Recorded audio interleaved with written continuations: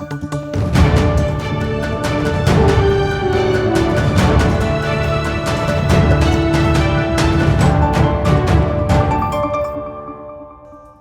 National खबरां च आप सब नूं जी आया आखदे हां। आओ पहलां झात पाउने आ अज दीआं खास खबरां ते। 26 मार्च नूं पंजाब विच भारत बंद करके 500 करोड़ दा पिया घाटा। नवजोत सिंह सिद्धू दी कैबिनेट च वापसी नूं लैके हो रही चर्चा बारे सिद्धू ने कीता ट्वीट। रूपनगर दी जेल च बंद मुख्तार अंसारी दी आरामदायक जिंदगी नूं पिया मोड़ा। कोरोना दे चलदिआं श्रोमणी अकाली दल बादल ने अप्रैल दे पहले हफ्ते तो जनतक रैलियां करन दा कीता ऐलान। भारत ਅਤੇ ਪਾਕਿਸਤਾਨ ਵਿਚਕਾਰ ਜੰਗਬੰਦੀ ਸਮਝੌਤੇ ਸੰਬੰਧੀ ਬ੍ਰਿਗੇਡੀਅਰ ਪੱਧਰ ਦੀ ਹੋਈ ਮੀਟਿੰਗ। ਤੇ ਹੁਣ ਖਬਰਾਂ ਦਾ ਵਿਸਥਾਰ। 26 ਮਾਰਚ ਨੂੰ 12 ਘੰਟੇ ਲਈ ਭਾਰਤ ਬੰਦ ਦਾ ਸੱਦਾ ਦਿੱਤਾ ਗਿਆ ਸੀ। ਇਸ ਦੌਰਾਨ ਬੱਸ ਸੇਵਾ ਪੂਰੀ ਤਰ੍ਹਾਂ ਠੱਪ ਰਹੀ, ਜਿਸ ਤਹਿਤ ਪੀਆਰਟੀਸੀ ਦੀਆਂ 1100 ਤੋਂ ਵਧੇਰੇ ਬੱਸਾਂ ਅੱਡਿਆਂ ਦੇ ਵਿੱਚ ਖੜੀਆਂ ਰਹੀਆਂ। ਪਹਿਲਾਂ ਹੀ ਆਰਥਿਕ ਸੰਕਟ ਨਾਲ ਘੁਲ ਰਹੀ ਪੀਆਰਟੀਸੀ ਨੂੰ ਭਾਰਤ ਬੰਦ ਕਰਕੇ ਕਰੀਬ 85 ਲੱਖ ਰੁਪਏ ਦਾ ਘਾਟਾ ਪਿਆ। ਦੱਸਣਯੋਗ ਹੈ ਕਿ ਪੀਆਰਟੀਸੀ ਦੀ ਰੋਜ਼ਾਨਾ ਆਮਦਨ 1 ਕਰੋੜ 30 ਲੱਖ ਰੁਪਏ ਤੇ 45 ਲੱਖ ਦੀ ਰੋਜ਼ਾਨਾ ਡੀਜ਼ਲ ਦੀ ਖਪਤ ਹੁੰਦੀ ਹੈ। ਕਿਸਾਨਾਂ ਵੱਲੋਂ ਇਸ ਦਿਨ 321 ਸੜਕਾਂ ਤੇ ਪ੍ਰਦਰਸ਼ਨ ਕੀਤਾ ਗਿਆ, ਜਿਨ੍ਹਾਂ 'ਚ ਰਾਸ਼ਟਰੀ ਮਾਰਗ, ਰਾਜ ਮਾਰਗਾਂ ਅਤੇ ਲਿੰਕ ਸੜਕਾਂ ਸ਼ਾਮਿਲ ਨੇ।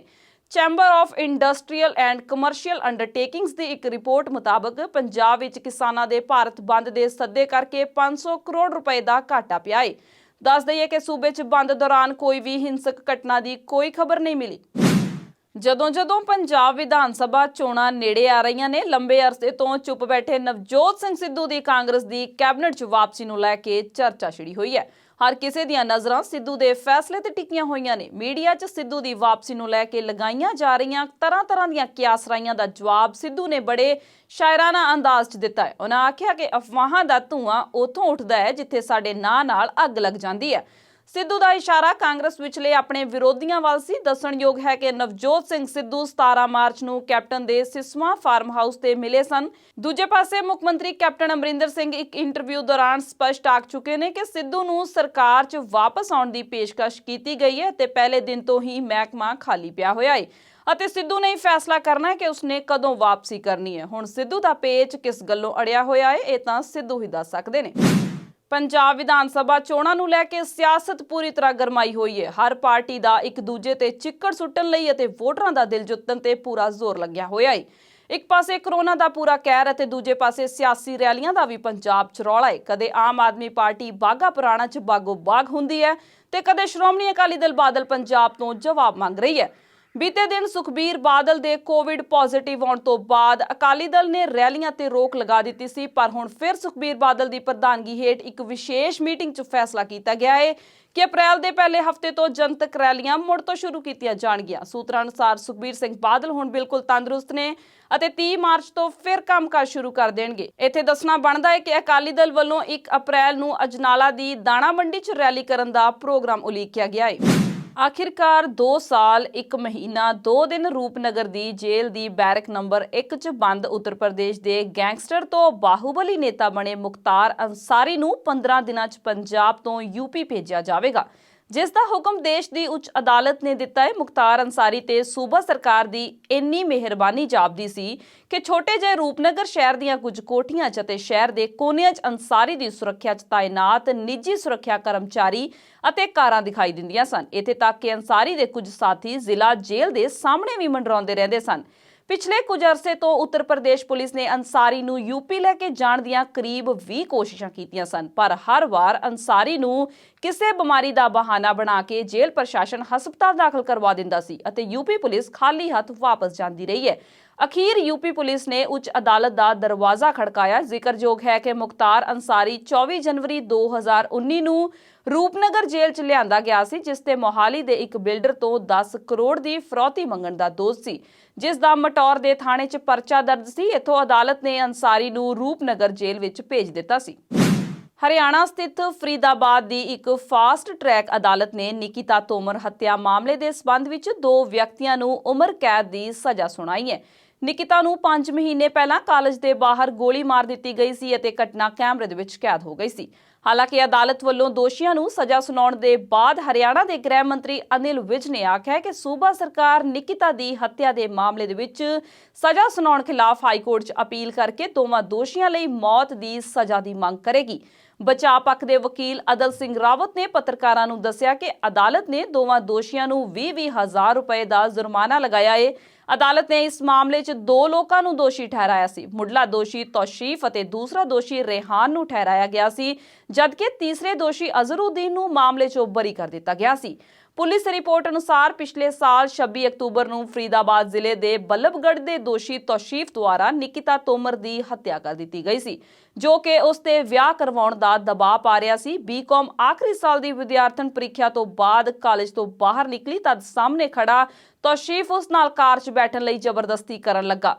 ਦੋਵਾਂ ਦੋਸ਼ੀਆਂ ਨੂੰ ਅਪਰਾਧ ਦੀ ਤਸਵੀਰ ਸੀਸੀਟੀਵੀ ਕੈਮਰੇ 'ਚ ਕੈਦ ਹੋਣ ਦੇ ਬਾਅਦ ਗ੍ਰਿਫਤਾਰ ਕੀਤਾ ਗਿਆ ਸੀ। ਪੁਲਿਸ ਨੇ ਅਦਾਲਤ ਦੇ ਸਾਹਮਣੇ 700 ਸਫ਼ਿਆਂ ਦਾ ਦੋਸ਼ ਪੱਤਰ ਦਾਖਲ ਕੀਤਾ ਸੀ।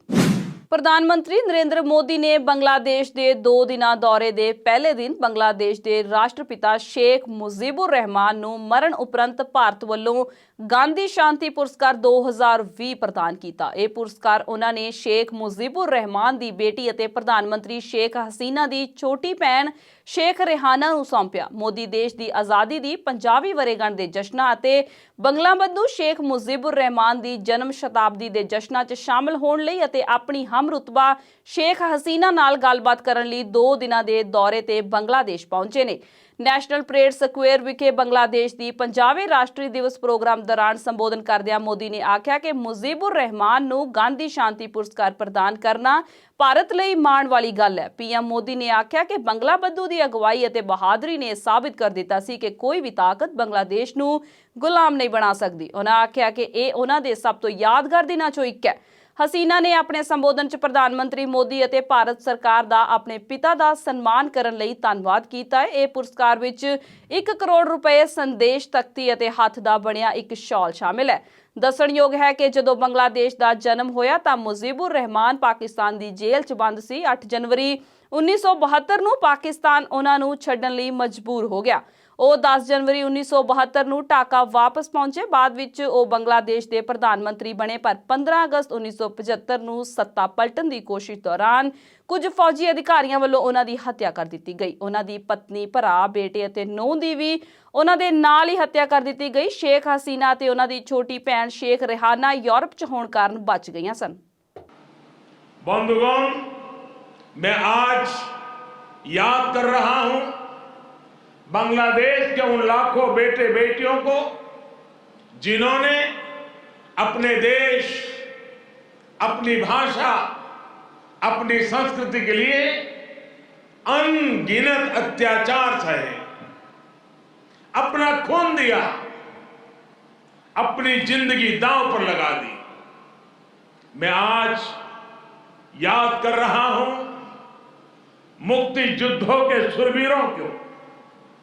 मैं आज याद कर रहा हूं शहीद धीरेन्द्रनाथ दत्तो को, शिक्षाविद रफीकुद्दीन अहमद को, भाषा शहीद सलाम, रफीक, बरकत, जब्बार और शाफिउर जी को।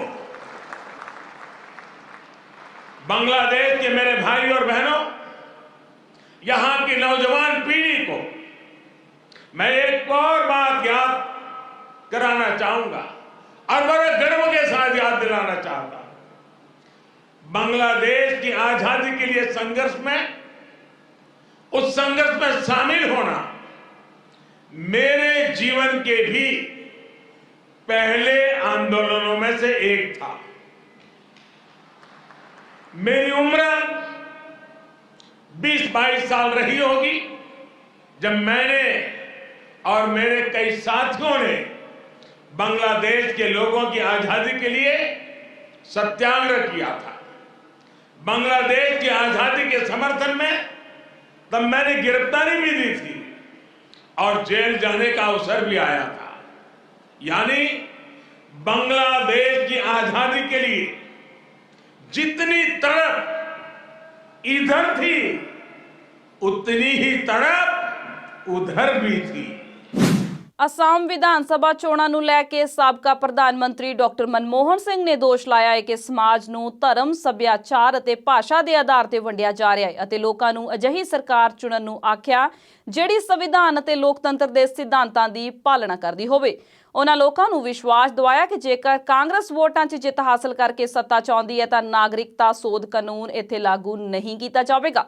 ਅਸਾਮ 'ਚ ਪਹਿਲੇ ਗੇੜ ਦੀਆਂ ਵੋਟਾਂ ਤੋਂ ਪਹਿਲਾਂ ਸਾਬਕਾ ਪ੍ਰਧਾਨ ਮੰਤਰੀ ਮਨਮੋਹਨ ਸਿੰਘ ਨੇ ਇੱਕ ਵੀਡੀਓ ਸੰਦੇਸ਼ ਰਾਹੀਂ ਲੋਕਾਂ ਨੂੰ ਕਾਂਗਰਸ ਪਾਰਟੀ ਨੂੰ ਵੋਟ ਦੇਣ ਦੀ ਅਪੀਲ ਕੀਤੀ ਹੈ। ਉਹਨਾਂ ਆਖਿਆ ਕਿ ਅੱਜ ਮੈਂ ਤੁਹਾਡੇ 'ਚੋਂ ਇੱਕ ਬੋਲ ਰਿਹਾ ਹਾਂ। ਇੱਕ ਵਾਰ ਫਿਰ ਤੁਹਾਡੇ ਕੋਲ ਵਿਧਾਨ ਸਭਾ ਚੋਣਾਂ 'ਚ ਵੋਟ ਦੇਣ ਦਾ ਮੌਕਾ ਹੈ। ਤੁਹਾਨੂੰ ਸਮਝਦਾਰੀ ਨਾਲ ਵੋਟ ਦੇਣੀ ਚਾਹੀਦੀ ਹੈ। ਤੁਹਾਡਾ ਅਤੇ ਬੱਚਿਆਂ ਦਾ ਭਵਿੱਖ ਤੁਹਾਡੇ ਹੱਥਾਂ ਵਿੱਚ ਹੈ। ਉਹਨਾਂ ਦਾਅਵਾ ਕੀਤਾ ਹੈ ਕਿ ਸੂਬੇ 'ਚ ਤਣਾਅ ਅਤੇ ਡਰ ਦਾ ਮਾਹੌਲ ਹੈ। Assam made a new beginning towards peace and development. However, it is now facing very serious setback.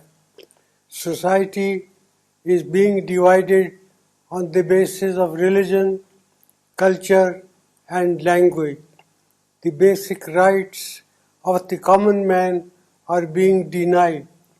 There is an atmosphere of tension and of fear. Ill-conceived notebandi and badly implemented the GST have weakened the economy. Lakhs of people and women have lost their livelihoods. The youth are desperate for decent jobs. Rise in the prices of petrol, diesel and cooking gas is making life difficult for the Aam Aadmi. The poor are becoming poorer and COVID-19 is making matters much worse. You must vote for a government that upholds the Constitution of India and the principles of democracy. Supreme court ਨੇ ਟਾਟਾ ਸੰਸ ਤੇ ਸਾਇਰਸ ਮਿਸਤਰੀ ਦੇ ਮਾਮਲੇ 'ਚ ਟਾਟਾ ਸੰਸ ਦੇ ਹੱਕ 'ਚ ਫੈਸਲਾ ਸੁਣਾਇਆ। ਇਸ ਨਾਲ ਵੱਡਾ ਕਾਰਪੋਰੇਟ ਵਿਵਾਦ ਮੁੱਕ ਗਿਆ ਹੈ। Chief justice S.A. Bobde, justice A.S. Bopanna ਅਤੇ ਜਸਟਿਸ V. ਰਾਮਾ ਸੁਬਰਾਮਨੀਅਮ ਦੇ ਬੈਂਚ ਨੇ ਕੰਪਨੀ ਲਾਅ ਟ੍ਰਿਬਿਊਨਲ ਨੇ 2019 ਦੇ ਫੈਸਲੇ ਨੂੰ ਪਲਟਦੇ ਹੋਏ ਟਾਟਾ ਦੇ ਹੱਕ 'ਚ ਫੈਸਲਾ ਸੁਣਾਇਆ ਹੈ।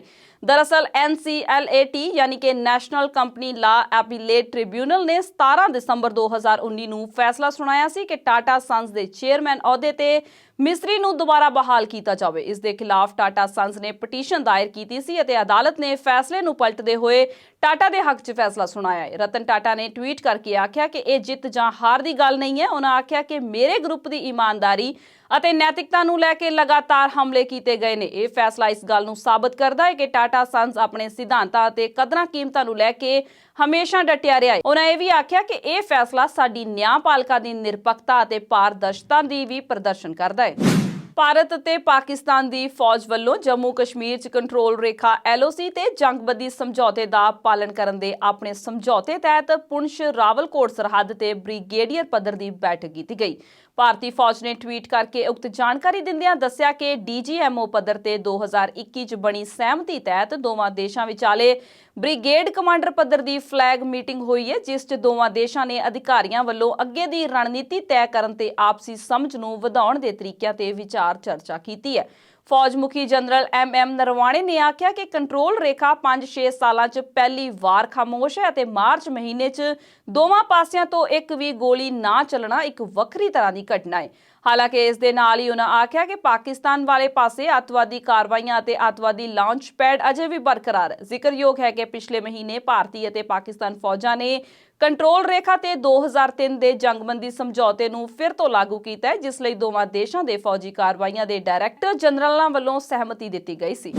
ਭਾਰਤ 'ਚ ਕਰੋਨਾ ਫਿਰ ਤੋਂ ਕਹਿਰਵਾਨ ਹੋ ਰਿਹਾ ਹੈ। ਬੀਤੇ 24 ਘੰਟਿਆਂ ਵਿੱਚ 62,258 ਨਵੇਂ ਮਾਮਲੇ ਸਾਹਮਣੇ ਆਏ ਨੇ ਅਤੇ 291 ਲੋਕਾਂ ਦੀ ਮੌਤ ਵੀ ਹੋਈ ਹੈ।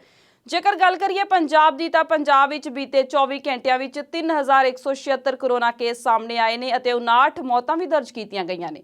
ਪੰਜਾਬ ਵਿੱਚ 22,623 ਐਕਟਿਵ ਕੇਸ ਨੇ। ਸੂਬੇ ਵਿੱਚ ਕੁੱਲ ਮਾਮਲਿਆਂ ਦੀ ਗਿਣਤੀ 2,26,059 ਹੈ, ਜਦਕਿ ਮੌਤਾਂ ਦੀ ਗਿਣਤੀ 6,576 ਹੈ। ਰਾਜ ਵਿੱਚ ਬੀਤੇ 24 ਘੰਟਿਆਂ ਵਿੱਚ 40,000 ਤੋਂ ਵੱਧ COVID-19 ਦੇ ਟੈਸਟ ਕੀਤੇ ਗਏ ਨੇ।